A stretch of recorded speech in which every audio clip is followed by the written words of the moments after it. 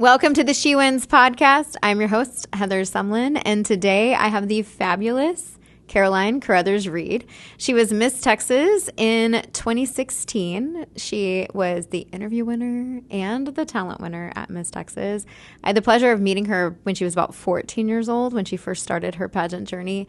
She is a dynamite human. She's done so much, and she has a business called Twirl U because she twirled at TCU, but she also twirled and was a feature twirler at UT. And so she teaches girls who want to be feature twirlers or to twirl in college how to get that gig. And I pick her brain a little bit about that. We talk about her journey at Miss Texas and so much more. Enjoy.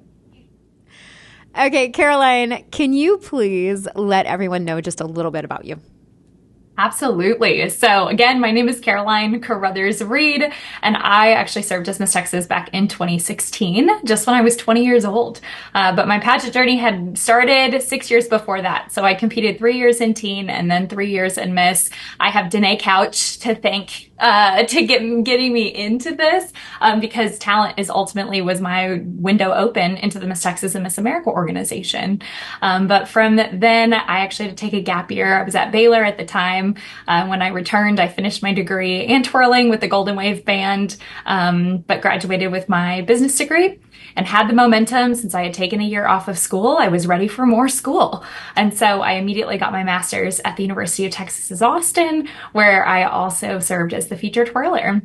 And so since then, my master's was in higher ed. And so my last couple of years, I've pursued a career in higher education, getting to work with students, student success, student development, and really helping college students transition into college life and then transition out of college life. And so that has been unbelievably fulfilling. And then somewhere in that timeline of all of that, I also started my own business, Twirl U, where I help high school twirlers attain twirling positions at the collegiate level. So a lot of things going on. My husband and I just recently moved a couple months ago to Spokane, Washington. So this Texas girl has got to figure out how to deal with the cold in the coming months. Oh my God, good luck. Good luck with that. Good luck with that. I know. So tell me, okay, are you one of the only twirlers to be feature twirler at two major universities like that? Is that common at all? It is not common whatsoever. There are a couple others that have done it, but it is definitely not common. And the reason because of that is, just like any difficult athletic athlete, it's really hard to maintain that level of athleticism until you're 28, 29 years old. Mm-hmm. So I got to extend my twirling career, which worked out great because since I took a gap year for Miss Texas, I ended up ending my competitive career. And so when I got back to Baylor, I was strictly just performing, which I loved, but I wasn't ready to end it yet. I still wanted a little bit more. And then obviously it just aligned perfectly with scholarship opportunities, my future career goals, and just so happened that I got to be a third generation Longhorn and finish out my twirling career at UT. Oh, so family was happy now too. Oh, very much so. Yes. Oh my goodness. So what I find fascinating though is the Twirl U and how much experience you've had by twirling at two different universities and also twirling on the Miss America stage. And just having all of that experience probably makes you such an asset to girls. So any twirlers who are watching who want to twirl in college, you have to contact Caroline for sure. Definitely. And I'm proud of you. I'm proud of you too because I met you. Oh my gosh, what were you, 14? I don't know. Yes, that's when it all started, 14. Oh my goodness. So tell me, okay, I ask everybody this question. What does winning mean to you? How would you define winning? Mm-hmm. For the longest time, growing up in a competitive sport like baton twirling, it's obviously you want to win first place. When you transition that to the Miss Texas organization, you want to win the crown and the sash. But ultimately realizing as I got older, I recognized that is only one person takes it away at the end of the day. And so because of that, it makes it not necessarily unattainable, but there's a lot of things both within your control and without of your control, like outside of your control. And so because of that, that can't be your only metric for success. So when it finally clicked for me, people were always like, how did you know? How did you know? And ultimately, my last year competing in the Miss Texas organization was the first year that I would not have gone back and changed anything about my preparation. I would not have changed anything on my paperwork, anything about my experiences, my timing. I wouldn't have wanted to do more weights or lose 5 more pounds or anything of the sort. And so because of that, I felt truly relaxed, but I felt the most confident that I had ever felt walking into competition week. It's also common in the twirling world where I would show up to competitions just thinking, oh, I'm not ready. And my mom knew it. But sometimes I would have 2 or 3 drops in competition, in practice, and then show up and have 8 drops in competition. And that's because my preparation wasn't at the level that I needed it to be to feel relaxed and confident and ultimately mentally prepared to perform. So I wrote this down. It's not exactly what you said, but it's what I took away, which is winning is really being 100% satisfied, relaxed, and confident in what you're going to do.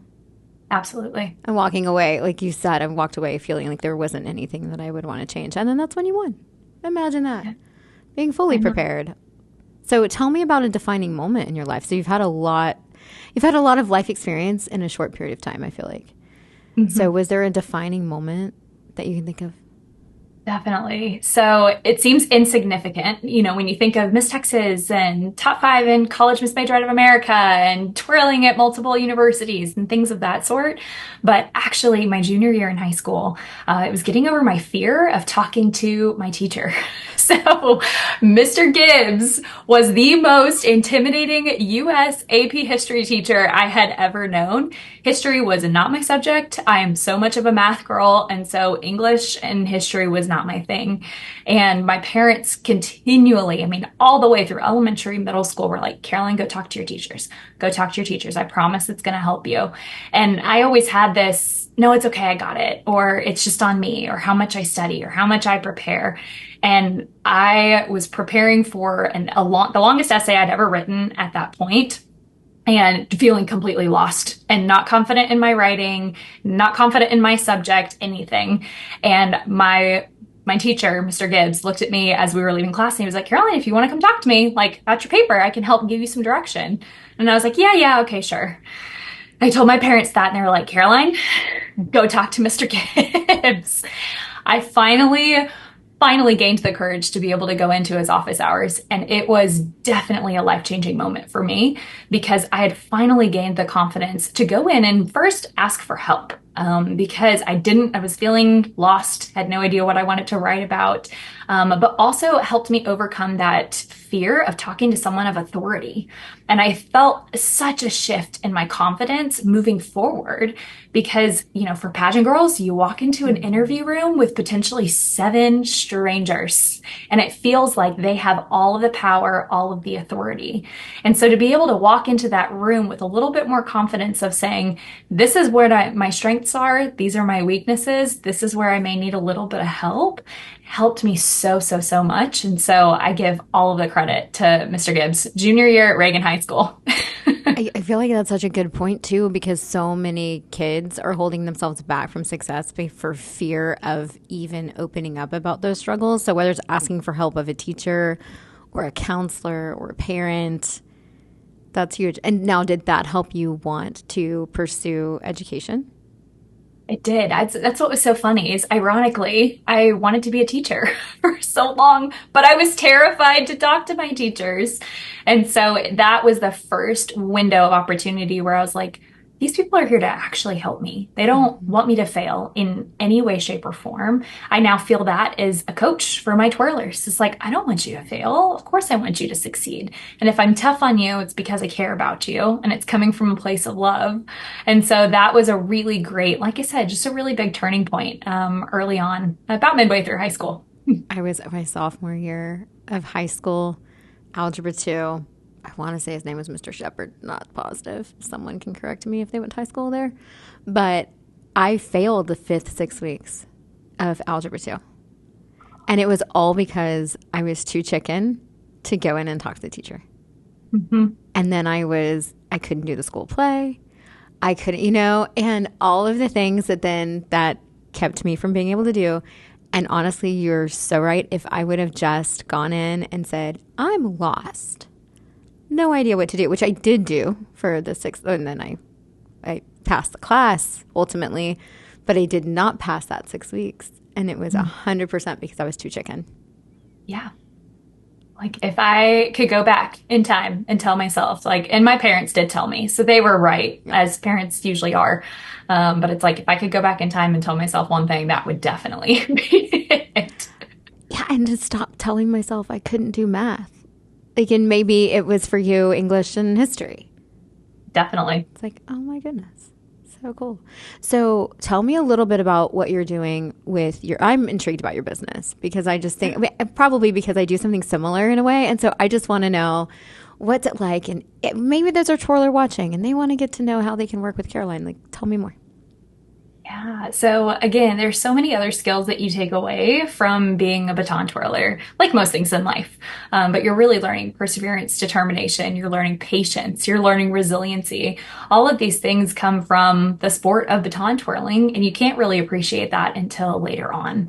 But the thing is like, yes, you can be a phenomenal twirler, but not know how to package that well to a college selection committee, in being able to know about first impressions and social media presence and how to create a resume that will tailor your strengths, but also show that you're well-rounded, not just a good twirler. Because ultimately, when you're applying for positions in college, you also have to be a good student. You can't, like you said, you can't flunk out, because if you do, then you're not going to be twirling at the football games. And so you're there for school first. And so to be someone that's championing them all the way through that process, it's kind of like 8 months of individual one-on-one coaching. I'm like, I'm on call for you for this entire process. But I work with that. And then I also get to help edit and tell their story through video editing.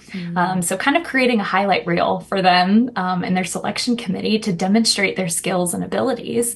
But then the most important piece being interview. Again, being able to carry yourself well, articulate your strengths and why you are a good fit for the job is not something that an average 17 and 18-year-old knows how to do. Usually you're not learning those skills until you kind of get to college. But I felt like my learning curve was a little ahead of the game because of the Miss Texas program. And so I had been exposed to environments that allowed me to have that level of confidence when talking to a band director, a teacher. So that, in combination with my experience with Mr. Gibbs, is really what kind of helped lead me to that decision. And then because I twirled at 2 universities, when I did it the second time, it's kind of like planning a wedding. The first time, you learn all of these different things and skills and tips and tricks, but most people don't plan a second wedding. Mm-hmm. And so you have all of this knowledge and expertise and nowhere to put it. And so when I did it for the second time, applying at UT, I was like, I think I've got something here. It's a lot simpler. It's a lot easier. And that's where I felt I could really give back to the sport of baton twirling by helping high school twirlers through that learning curve. That things that, wouldn't necessarily benefit them. Like, they don't have to know how to edit a good video. They just need to be a good twirler. And so video editing shouldn't be a challenge that prevents them from getting a college position. So that idea of looking back and saying, I have zero regrets about what I submitted, what I turned in, what I did, how I performed, is ultimately the goal of Twirl U. Yeah, you're helping them win. Yeah. To be completely satisfied with what they put out there. I love that. And you found a solution to a problem that existed probably for you. And then you learned those skills, applied those skills, got the role, but everybody else doesn't have to learn all that. They can just hire you. I love it. That's so smart. Way to go. You made me think about something, memory time with Caroline. When you were Miss Texas and we were working on school program. Yes. And I remember the one spin story. Mm-hmm. Do you remember, like, what was it that you would tell the kids? Because I just thought that was very relatable experience that you were sharing with kids on, like, what's your one spin? So tell the story if you remember. Yes. Okay, first of all, I was cleaning out all of my old folders like we do, Mhm. and I found that video and I sat and watched it. It was probably half an hour, 45 minutes long, and I just had tears in my eyes because I was like, this is such a good memory. And I remember the old school program and the new school program. But anyway, Oh, and educate people because not everybody is a pageant person on what is a school pro. What are we even talking about here? definitely. So a huge part of the role of Miss Texas is going into a lot of Title I schools and speaking to elementary or just K through 12 level students about something related to your platform or community service initiative. And so mine was called With Math, I Can, which at the time was an Amazon initiative to help students embrace a growth mindset when it comes to the subject of math. And so we talk a lot about perseverance, and I would juggle my batons and juggle a different one that would stand for something different, a different skill, different attribute. And so I would drop constantly and drop my one spin. And the students, I'm like, okay, I'm done. I give up. And all of the students would be like, no, Miss Texas, pick it up. You can do it again. I was like, okay, what am I supposed to do? Try again, try again. And so that really stemmed from when I was 6 years old and started my twirling career. I saw it at a back to school program at the mall, and we were school supply shopping and all of that. And I sat on the floor and watched twirling for hours and just captivated by it. And so my mom was like, okay, we'll sign her up for lessons. We'll see how this goes. Well, you learn first how to do a thumb toss, which is the proper name for how to get the baton in the air, and did that quite a bit.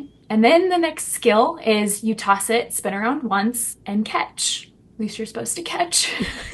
And most students will figure this out in a matter of weeks, a matter of months. But it took me over a year to catch my one spin. And my mom was like, this is not a sport for her. This is clearly not. I still remember practicing in our entryway. Thankfully, didn't break anything with too much value, but practicing over and over and over again. And that was really kind of my first taste of perseverance and learning not to give up. And if I set my mind to something, I'm going to attain it. And so just at 6, 7 years old was a really huge lesson for me. And from then on, my learning curve picked up in baton twirling, obviously. So I was able to carry that with me through the rest of my life. Well, and what's interesting to me is like a one spin is a fundamental skill that you have to know how to do. You can't do a two spin if you can't do one spin. And so there's so many things that kind of maybe what's the word, build upon that one fundamental skill. And what I loved about what you would do is you would talk about, if I recall correctly, this is what I remember, is that you would tell that story about how hard it was to catch that one spin. And then you would ask the students, like, what is your one spin? Mm-hmm. What is that thing in your life that requires you to learn perseverance that you just can't do yet, but you know you need to finally figure it out? And it's just this aha moment that not everybody is perfect all the time. And that even though you had like that crown on your head and that sash, and you could do these amazing skills because you would perform for them, like they could see that you knew what you were doing, it wasn't always like that. And so you could relate to them in that way. And I think it's important when we're watching people, even watching you now, like you're so successful and you've done a lot of things. And I don't even want to know how old you are because you're still a baby to me. But being able to have accomplished so much and do so much, but you didn't start there. You started with your mom going, oh my gosh, maybe we shouldn't have her in twirling. Like maybe this isn't for her. It's like when my dad was like, Helen, why are you encouraging her to sing? Like she should stop. But she didn't continue to let me build all those skills. So has there ever been a time throughout your journey where there was a solution that you had to find that was maybe unique or different for you to be able to have success? Definitely. I mean, many, and it all depends. You know, they shift and they vary and they kind of evolve as you do. But something I learned way too late, and you know, you told me, but it still takes years for that kind of thing sometimes to sink in. But you know, I've always said twirling is more of a mental sport than it is a physical sport. Like I said earlier, I'd be in the gym and I'd be practicing and maybe have 2 drops in my routine, which was pretty solid. Then I'd get out on the floor in competition and have 8 or more. And you just constantly sit in that period of frustration. Like, why is this happening to me? And the idea of emulating your practice and your performance, regardless of what that is, whether that be an interview for a job, whether that be twirling on a football field or walking into a pageant competition, whatever you can do to emulate. And it wasn't always possible for me to put on my twirling costume and hair and makeup for every single practice. It just wasn't realistic. But something that I did find was doing a little routine. I called it my little routine, my little micro routine. And I knew that, okay, if I'm in the wing of a stage, I'm not going to have a ton of space. So this is not the time to bust out my biggest skills. And I'm not here to prep physically. That part I've done. Now I'm here to channel and prep mentally before the performance that I'm just about to do. And so I had my little routine where I would do 10 swings on the right arm, 10 on the left, 10 thumb flips, 10 thumb flips, and I'd be ready to go from there. And so I began doing that before every single run through in the gym before I would perform. And that's ultimately what led me to that level of confidence. And I had a no drop at Miss Texas twice, which for me, I was never a no drop kid. And so that was a really, really big accomplishment for me in recognizing I can do this. But I think it truly was because I poured that time and energy into mentally preparing just as much, if not more, than physically preparing. Didn't you have a no drop at Miss America? Yes, for prelims. Nice. Yeah. Which twirlers know, it's a big deal. And the one thing, if someone doesn't know baton twirling, the one thing they do know is a drop. And so that's what puts a lot of pressure. But in competition, it's just half a point. So it's not as big of a deal in competition. But, again, just transferring those skills to different audiences was a big deal. I like the term all catch. Like, I really wish y'all would stop calling it a no drop. Like, I think it should just be an all catch. Like, I caught it all. I caught all the skills. I caught all the throws or tosses or whatever even you call it. I just personally, I would like to change that in the culture of trolling if it was possible. I like it. Yeah. I agree. I'll do my part. You can help. You can help me spread the word. We're just catching them all. One last question for you. When you think about all of the people who have invested in you, so everything that you've done takes a journey, takes a village to make it happen. And so you have your twirling journey, you have your Miss Texas journey. Now you've had your Spokane, Washington experience. Yes. What is some advice that you've been given that's made the biggest impact on you? I think the biggest thing is knowing who your inner circle is. And that's a really big moment that I feel like I'm still learning to this day.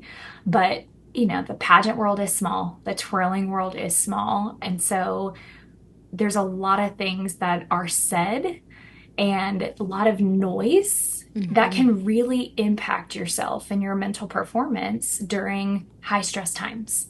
And so for me, especially like senior year in high school, you have tons of people, where are you going to twirl in college? And what are you doing? And what are you thinking? And how's all this going? And I finally kind of got to that point later on, not my senior year in high school, like, I don't know anybody, any information. I don't owe that to them. They are not obligated to knowing every single detail of my life, but knowing the inner circle of people that I can trust, that are not going to make decisions for me, that aren't going to demand credit from anything that I do or choose.